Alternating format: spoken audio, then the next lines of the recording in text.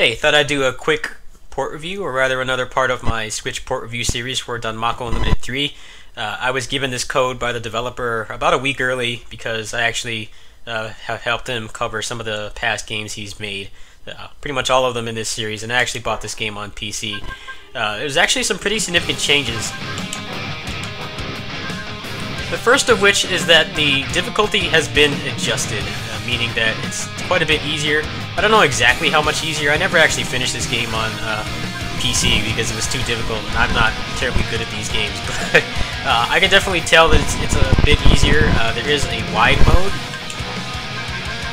which is on right now. He actually kind of lowered the difficulty a little bit, I guess both to make it more accessible and to kind of accommodate for the new wide mode. Other than that, there's not too many changes. So I'm just going to go ahead and play through a level right here.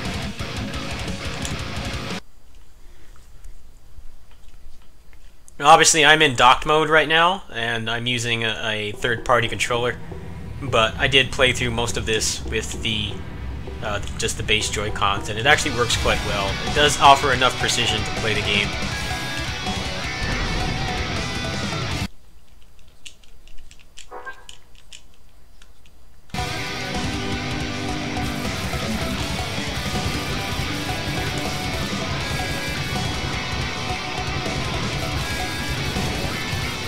Obviously, your hitbox in this is pretty small, you know, to kind of facilitate all the crazy bullet grazing and dodging you're going to be doing. So it works quite well. Even with the base Joy-Cons, you can play this game, you know, pretty much like you would on anything else. And due to the beauty of the Switch, you can get an adapter or a third-party controller or stick and just play it with no disadvantage at all versus the other versions.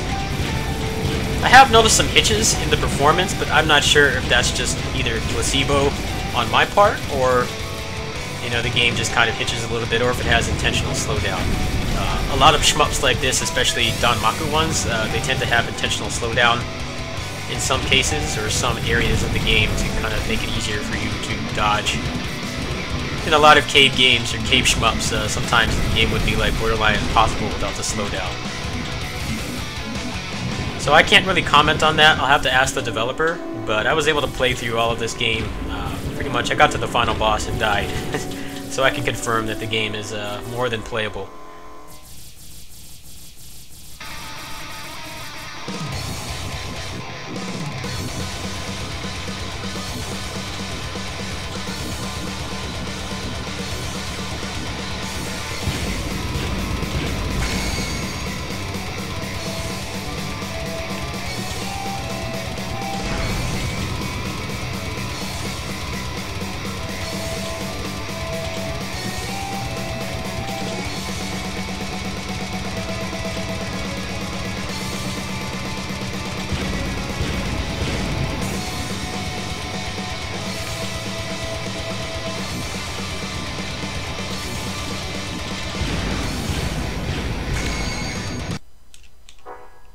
Yeah, I'm not playing the best right now, whatever.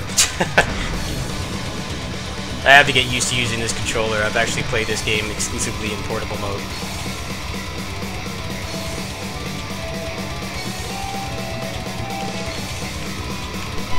It's kind of funny because the first time playing this in months on the Switch version, and I went through, I think, like the first half of the game on a single credit, but now that I'm playing on this different controller, it's not quite as easy. Perhaps the Joy-Con analog stick offers more precision than this off-brand controller I'm using.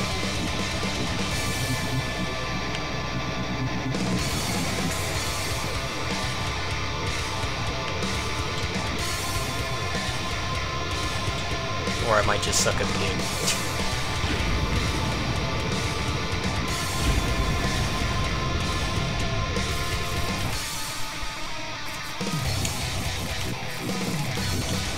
So this is honestly not worth continuing since I'm still kind of getting accustomed to the controller. Obviously, your experience playing this in docked mode is going to vary pretty significantly depending on what controller, you know, option you're using. Right now, I'm using a third-party controller. I'm sure the analog stick on a Pro controller is better, but the Pro controllers have pretty crappy D-pads. But I can honestly say, like I said, I got to the end of this game on a single run on the Joy-Cons, and it runs and works fine. So If that's the primary way you're going to be playing, if you're going to use the little dog pad controller to play in docked, it works just fine. So options are pretty much the same. You can change the controls. There's nothing really exclusive except for wide mode. And like I said, he greatly, or not, I don't know greatly, but he significantly reduced the difficulty to accommodate for wide mode and to make the game more accessible. I definitely vouch for that because I had trouble getting through this game at all. This game kind of has, if you play Blue Revolver, it's kind of like that game where you have to earn your credits. You can't just play in free play. However, he did add a new mode where you can play free play. I don't believe this was here on the PC version, but originally you had to just kind of grind through it and get the credits and kind of learn how to play the game that way. It seems like he's kind of removed that element. So that's nice. If you want to just see the game and unlock stuff, you can. Anyway, that's basically all there is to say. It's another by-the-numbers port. I'd say that if you're having trouble dodging on your controller, you may want to try another controller option. You can just use the base Joy-Cons dock mode just fine. There are other controllers you can get, and you can even just get an adapter and just use a stick or whatever your preferred controller is for playing shmups.